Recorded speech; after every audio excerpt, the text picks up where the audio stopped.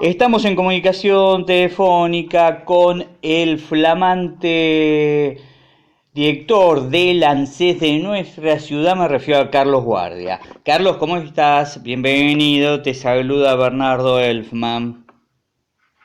Hola Bernardo, buenas tardes, ¿cómo estás? Muy bien, muy bien. Contanos cómo se desarrolló, cómo se dio esto que tiene que ver con la dirección de ANSES de nuestra ciudad.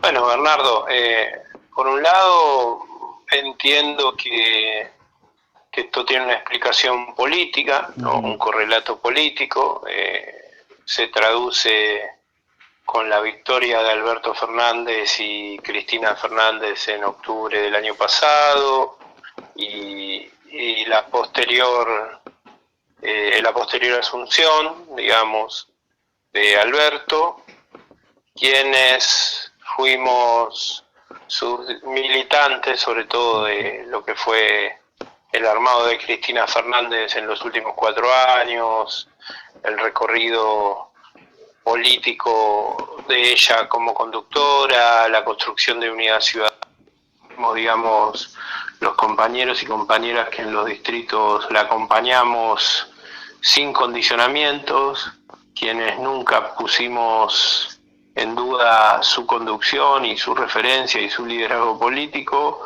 Hoy estamos, digamos, ocupando, como es natural, como Ujú. también pasó cuando Cambiemos asumió el gobierno, los lugares nacionales Sí. de gestión que tenemos aquí en Marcos Paz. Así como yo asumí la gerencia de ANSES, también el compañero Facundo Mosquera asumió la jefatura de PAMI aquí en el distrito. Ajá. Y bueno, en términos políticos, si querés, lo tomamos como un reconocimiento al trabajo que hemos venido haciendo estos años, Ujú. pero en términos institucionales con una enorme responsabilidad, ¿no? Porque asumir tanto el ANSES como PAMI en este contexto Sí, histórico implica, además de la responsabilidad de base que ya sí. estos lugares traen, una implicancia, digamos, mucho mayor en el marco de la pandemia. Sí, sí. Ambos, digo, tanto PAMI como el tuyo, pertenecen a Colina. Sí, a nuestra agrupación, sí, sí, Facundo Ujú. milita conmigo hace muchos Sí, años sí, también, sí. es Sí. así. ¿Con qué te encontraste? ¿Con qué ANSES local te encontraste? Si no me equivoco, en lo que fue la gestión de Cambiemos, estuvo ahí Julieta Rossi. Sí, Julieta fue hasta pocos días antes que yo asuma la jefa, la gerenta de ANSES Ujú. de Marcos Paz. Ajá. Bueno, me encontré, digamos, con un ANSES cerrado, básicamente, porque a mí me tocó asumir después de que se declare la pandemia y la mayoría de las oficinas públicas que tenían alto flujo de público fueron cerradas, digamos, hay Ujú. ahí muchos de los trabajadores, de los 15 Sí. trabajadores que están en la oficina de Marcos Paz, 12 están exceptuados porque o son grupo de riesgo, Ajá. tienen más de 60 o enfermedades de base, o tienen menores a cargo. Y después de los 3 que no están exceptuados, 2 viven en otros distritos, por lo Ujú. cual están cumpliendo funciones en oficinas de proximidad, porque lo que trata es Sí. evitar el transporte público y la exposición al contagio, ¿no? Sí, sí. Estamos hoy funcionando a puertas cerradas, pero Ujú. esto no es solo en Marcos Paz, sino en todo el país, digamos. Ujú. Las oficinas de ANSES están trabajando atención virtual. Exactamente. Digo, estas personas que no pueden hacerlo presencialmente, sí lo pueden hacer virtualmente. Claro, sí, ahí, digamos, si nosotros tenemos que ir generando Sí, las condiciones para una reapertura del organismo. ¿Esto qué sí, significa? Que si nosotros mañana abrimos las puertas puede claro, explotar de gente exacto. y ponemos en riesgo a toda la comunidad que concurra ahí, ¿no? Vos Sí, sabés que la sí, sí, oficina de ANSES es una oficina con alta concurrencia de público. sí. Pasan muchísimas personas por día y no Ujú. solo vienen desde Marcos Paz, sino que Ujú. por código postal las personas que solicitan turno en Mariano Acosta también son asignadas a la oficina de Marcos Paz, así que Claro. el riesgo que eso implica requiere una preparación. Entonces, un poco la etapa de atención virtual es una etapa con la que se busca bajar el nivel de demanda de trámites. Sí. Estaremos seguramente la semana que viene habilitando un correo electrónico y una línea telefónica exclusivos de la oficina de Marcos Paz para poder recepcionar solamente de los vecinos de Marcos Paz consultas ahí. Y me imagino que en una tercera etapa estaremos marchando a la reapertura de las oficinas. Pero esto requiere no una decisión del director, del gerente de la oficina, sino una coordinación entre el organismo a nivel nacional y los municipios, ¿no? Porque la reapertura de la oficina implica otro lugar a donde ordenar las filas, a donde conservar la distancia, a donde guardar la seguridad del aislamiento, digamos, y la distancia social. Entonces no solo implica una decisión de abrir una oficina, sino de coordinar con otros sectores, ¿no? Con las autoridades sanitarias y las autoridades municipales de Marcos Paz, para que eso no sea un riesgo para todos. Así es. Me imagino, Carlos Guardia, estamos hablando con el gerente del ANSES, ¿no? La satisfacción porque, por lo que estoy viendo, bueno, arrancó Banol y después por toda la problemática que es de conocimiento público, el tema de organización cuando fue el pago de jubilados y pensionados con el tema de los bancos, tuvo que dar un paso al costado y toma el ANSES Fernanda Raberta, que es la primera vez una mujer al frente del ANSES. Sí, es la primera vez, pero bueno, tiene que ver un poco con la etapa, que el rol que las mujeres están ocupando, gracias a Dios, en este gobierno, ¿no? Y en esta etapa de la Argentina, en donde se están reivindicando en muchos de los aspectos. Todavía falta muchísimo, pero se están reivindicando en muchos de los aspectos de los que estaban relegadas como género. Pero en particular Fernanda tiene características muy singulares. Es una compañera militante territorial, una joven militante, tiene mi edad, una joven militante territorial de larga data, una compañera que además es trabajadora social, por lo cual está entrenada para la sensibilidad social, digamos, la tiene incorporada incluso en términos técnicos, la sensibilidad social. Fernanda viene de una de las ciudades más grandes de la Argentina, más densamente poblada, que es General Pueyrredón, Mar del Plata. Entonces conoce muy bien, por su militancia, por su recorrido, por su trayectoria y por su formación, al sujeto social con el que en este momento el ANSES tiene que trabajar, ¿no? Y además Fernanda fue durante varios años jefa de la UDAI Mar del Plata de ANSES. Entonces además conoce el organismo desde su unidad básica, que es los centros de atención al público, como son las UDAIs. Exactamente. Así que todos tenemos muchas expectativas de que el rol que Fernanda cumpla en el ANSES sea de volverlo un organismo de puertas abiertas, muy cercano a la comunidad y con un alto perfil popular, digamos. Ahí está. Te llevo un poquito, Carlos, en un recorrido a algunos programas, a ver cómo está el tema. Uno importante, fundamental en estos tiempos de coronavirus, el ingreso familiar de emergencia. ¿Cómo está en Marcos Paz? ¿Hay estadística de cuánta gente lo ha pedido en nuestra ciudad? Sí, lo solicitaron bastante por encima de las 9.000 personas. Yo te diría que muy cerca de las 10.000. Y están habilitadas para cobrarlo y ya lo han cobrado, ¿no? Muchísimas. Vos sabés que el IFE está teniendo como 4 etapas de pago. La primera fue el 6 y 7 de abril, directo a quienes solo cobran la asignación universal en la misma cuenta de la asignación universal.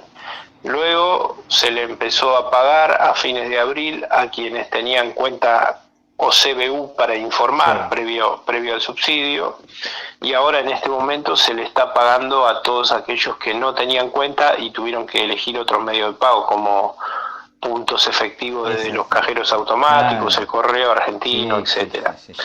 En ese conglomerado de gente que está cobrando el IFE están alrededor de las 8.000 personas en Marcos Paz. Así que es una política de alto impacto, una política pública de alto impacto. Digamos, recordemos que nosotros tenemos aquí en esta comunidad alrededor de 65.000 habitantes. Es altísimo. Es altísimo, es altísimo. Por suerte, digamos... Pues estamos hablando uno por familia, así que estamos hablando de 8.000 familias que están cobrando.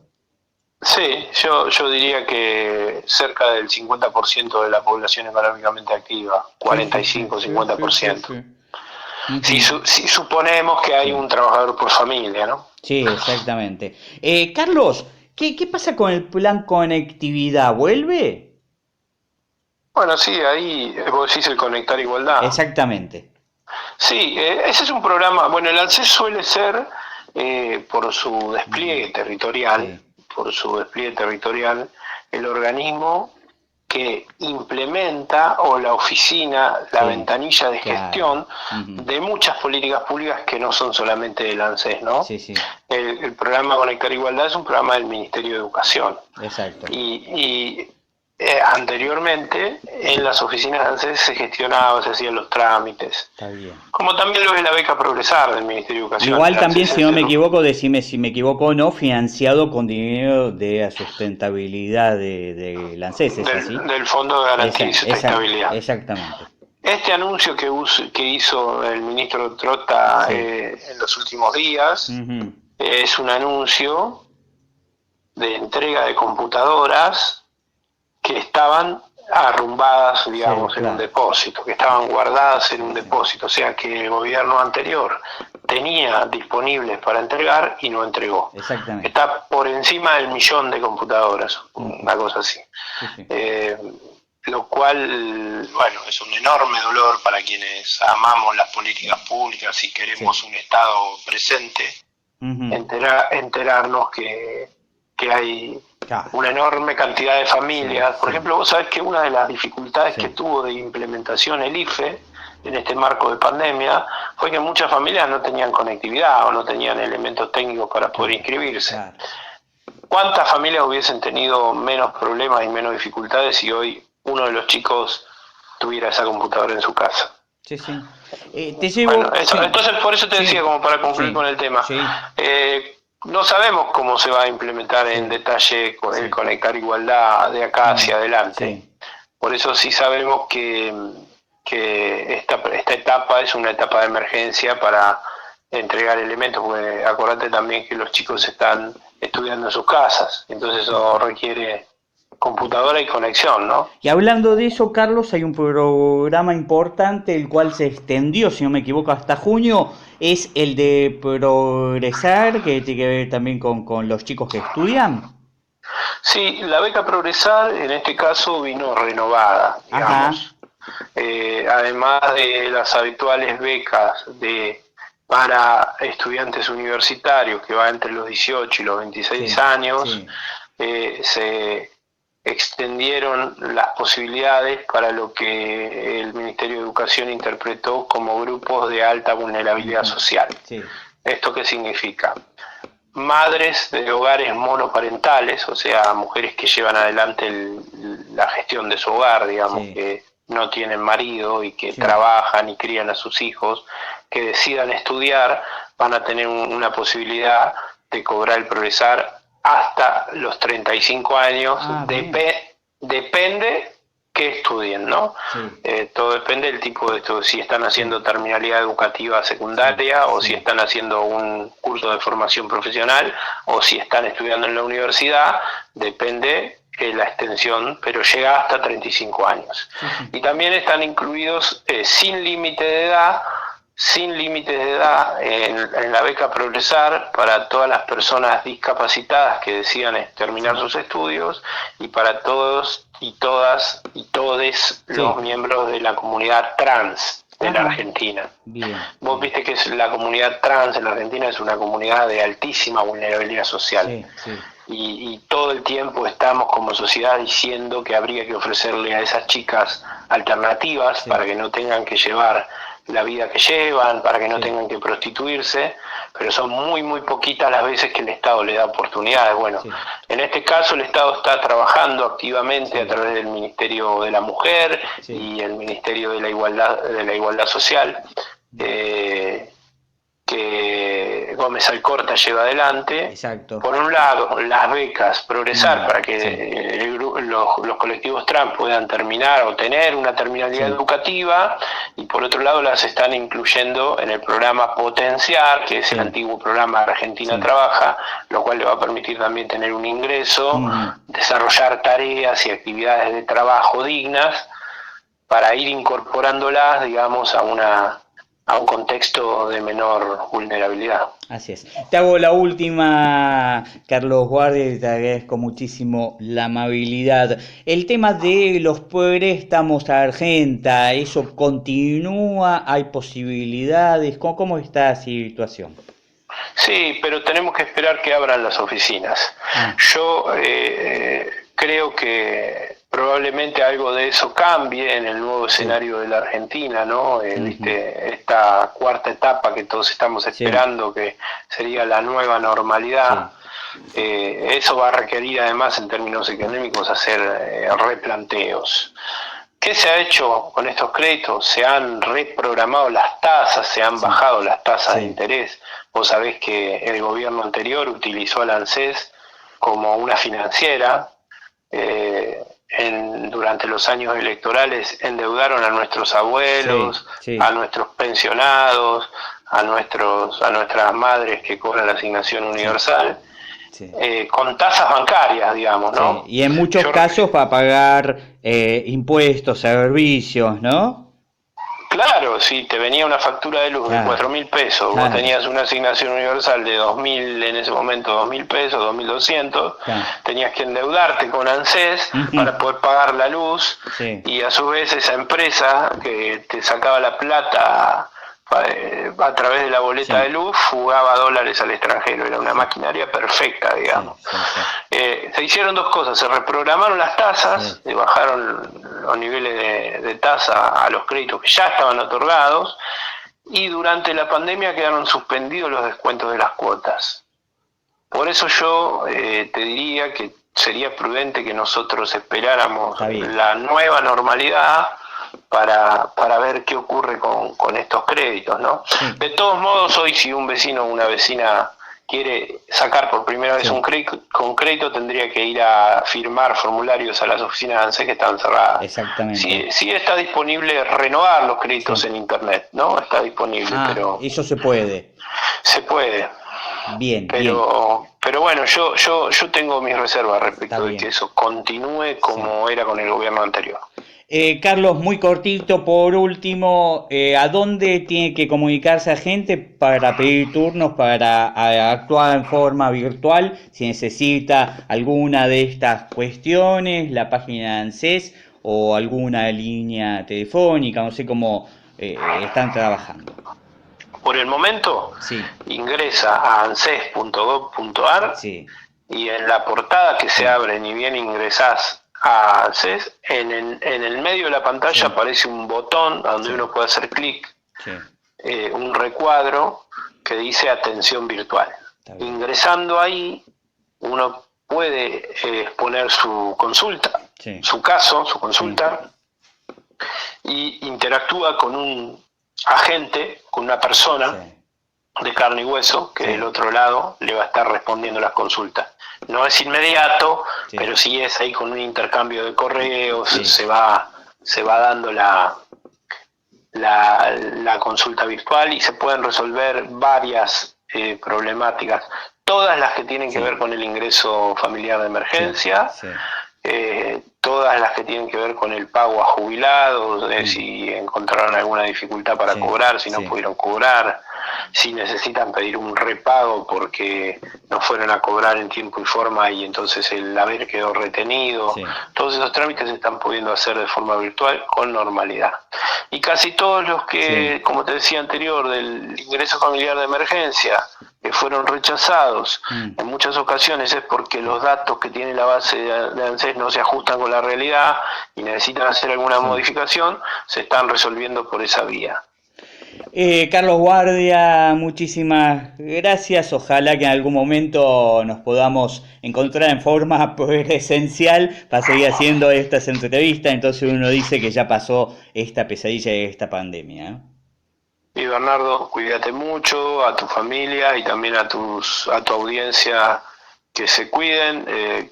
Todos sabemos que este invierno va a ser más largo y más duro que muchos de los anteriores, así que ya estamos preparados, solo hay que hacer las cosas bien. Ahí está, muchísimas gracias. Gracias, hasta luego. Pasó Carlos Guardia, gerente del ANSES.